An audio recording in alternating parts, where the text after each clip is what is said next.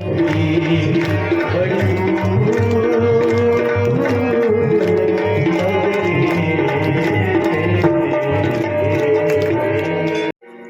ओं वसुदेवसुतं देवं कंसचाणूरमर्दनं देवकी परमानन्दं कृष्णं वन्दे जगद्गुरुं।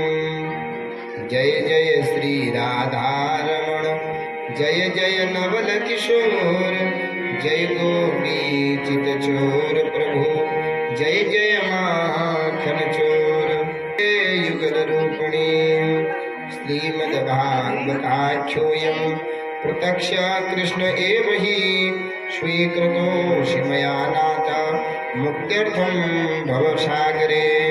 बोले भागवत भगवान की जय, सच्चिदानंद भगवान की जय, कृष्ण कन्हैया लाल की जय, उमापति शंकर भगवान की जय।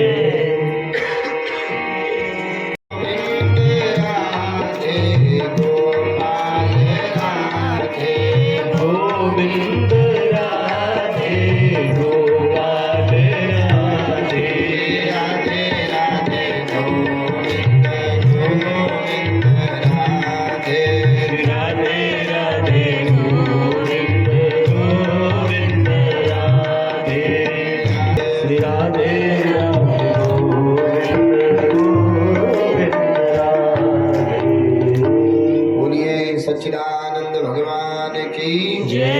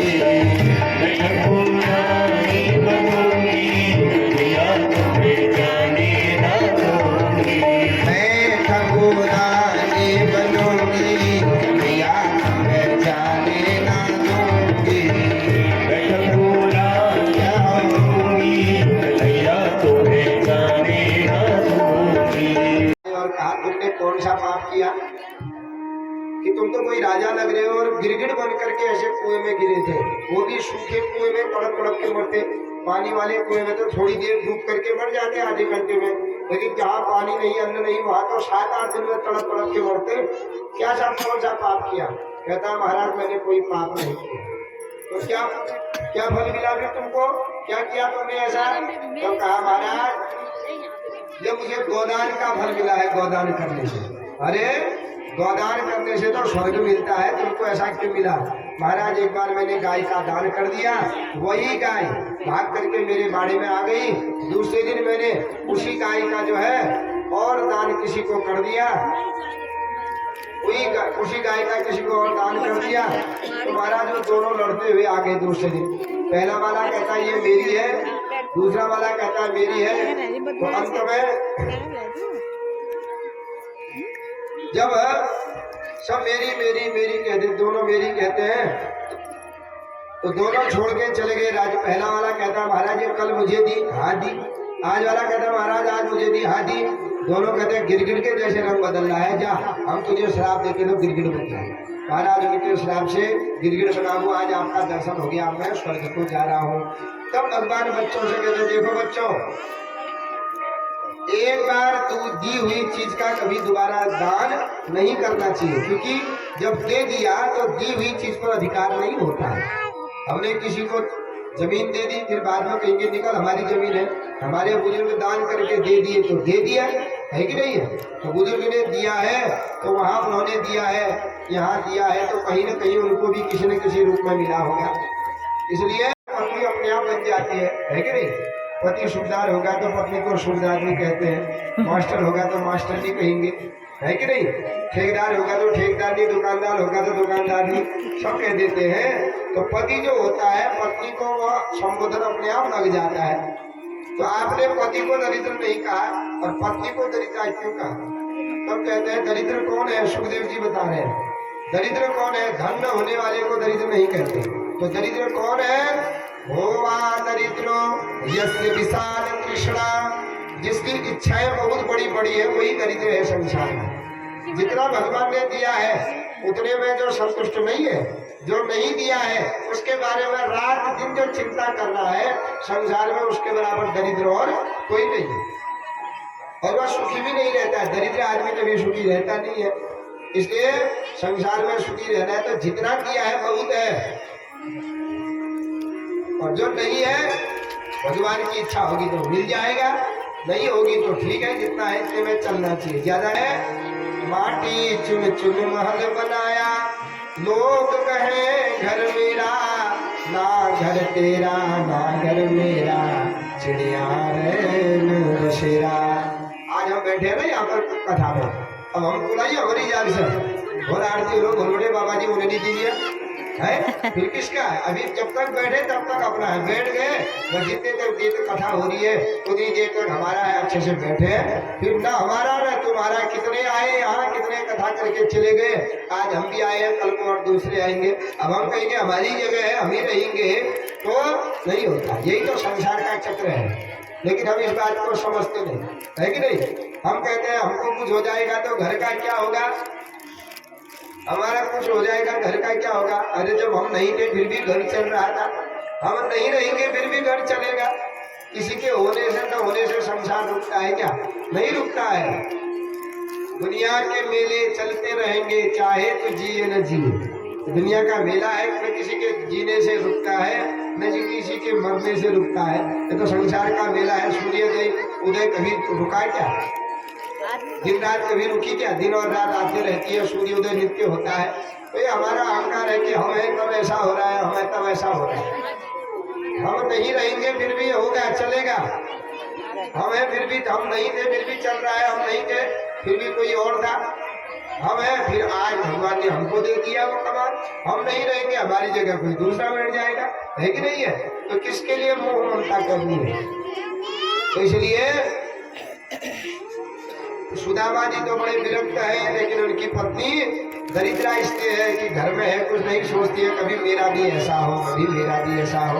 एक दिन एक साधु आए, साधु मांगने लगे भिक्षा, भिक्षाम देही। तो ये कहते हैं महाराज हमको सूतक हुआ है महाराज, सूतक में भिक्षा नहीं देते हैं। तब कहा देवी तुम तो प्रसूता नहीं लग रही हो। सूतक माने होता है वैसे जहाँ बच्चे का जन्म होता है वहाँ सूतक कहा जाता है। सूय प्राणी प्रसवे धातु से सूतक शब्द बनता है। जहाँ बच्चे का जन्म वहाँ सूतक, जहाँ कोई मर गया वहाँ पातक। पातक माने पतली पतली धातु से पातक शब्द बनता है। पतक गिरा हुआ है। पहले महाराज सूतक हुआ, क्या हुआ सूतक? तुम तो सूतिका नहीं लग रही हो। रोने लगी महाराज जब से इस घर में आई हूँ एक दरिद्रा नाम की कन्या ने जन्म ले लिया। महाराज कुछ नहीं है घर में खाने पीने के लिए। बच्चे रोज कहते हैं माँ भूख लगी पेट भर खाना दे दो। मैं कहता हूँ बच्चों आज पानी पी लो, एकादशी है कल दूंगी। रोज मैं यही कहती हूँ महाराज कब तक मेरे घर में एकादशी होगी। जोर जोर से रोने लगी। तो साधु को सुनते हृदय नवनीत समाना। साधु का हृदय तो नवनीत के समान होता है, कोमल होता है, दूसरों का दुख नहीं देख पाते। तो दया आगे कहा देवी ननु ब्रह्मन् भगवतः सखा साक्षात् श्रियः पति ब्रह्मण्यश्च शरण्यश्च भगवान सात्वतः समः। हे देवी तुम्हारे पति के मित्र साक्षात श्रियः पति, श्री माने लक्ष्मी के पति भगवान कृष्ण तुम्हारे पति के बाल सखा है। एक बार जो है ब्रह्मण्यश्च शरणश्च, ब्राह्मणों को और जिसकी कोई शरण नहीं है उसको शरण देने वाले हैं। अगर एक बार तो अपने पति को वहां भेज दो तुम्हारी सारी दरिद्रता हट जाए। बता करके चले गए। संध्या में सुदामा जी आए। सुदामा जी से कहा महाराज कल द्वारिका जाओगे? सुदामा जी कहते क्यों जाऊंगा महाराज, आपके मित्र है, देखो घर में इतनी गरीबी है। सुदामा जी कहते हैं गरीबी है तो उसने दी है गरीबी, क्या हमारे कर्मों ने दी है गरीबी? तो कर्म में है तो मांग के थोड़ी होता है। देवी मैं मांगने नहीं जाऊंगा, मैं मांगने वाला ब्राह्मण नहीं हूँ। सबसे बड़ा संसार में ज्ञान होता है, मेरे पास ज्ञान है और ज्ञान होके भी मैं किसी के आगे मांगू फिर ज्ञान की क्या महिमा हो जाएगी? इसलिए देवी मैं मांगूंगा नहीं। तो हट करने लगी, नहीं महाराज जाना ही पड़ेगा। तो अंत में कह दिया ठीक है देवी जाऊंगा। अब बहाना बना रहे हैं जाऊंगा तो सही, लेकिन ले जाऊं क्या? ले जाने के लिए तो कुछ है ही नहीं, क्योंकि शास्त्र कहते हैं कुछ जगह ऐसी होती है जहाँ खाली हाथ नहीं जाना चाहिए। रिक्त पाणिर न गच्छेत राजानम गुरु देवता। 5-6 जगह ऐसी होती है जहाँ खाली हाथ नहीं जाना चाहिए। कौन कौन सी जगह? राजा, मित्र, गुरु और चेली, इनसे कब न खाली भेटी। राजा, मित्र, गुरु और चेली, इनसे कब न खाली भेटी। राजा, मित्र, गुरु और चेली, इनसे कब न खाली भेटी। राजा, मित्र, गुरु और चेली, इनसे कब न खाली भेटी। राजा के घर में, मित्र के घर में, गुरु के घर में, देव मंदिरों में और अपनी कन्या के घर में कभी खाली नहीं जाना चाहिए। देवी और राजा भी है, मेरा मित्र भी है, देवता भी है, 3 संबंध है उसके और मेरे, मैं खाली कैसे जाऊं? कहा महाराज चिंता मत करो, व्यवस्था मैं करूंगी। रात्रि में सो गए। प्रातः काल उठ करके संध्या करने लगे तो यह सुबह उठते ही अंधेरा ही हुआ है।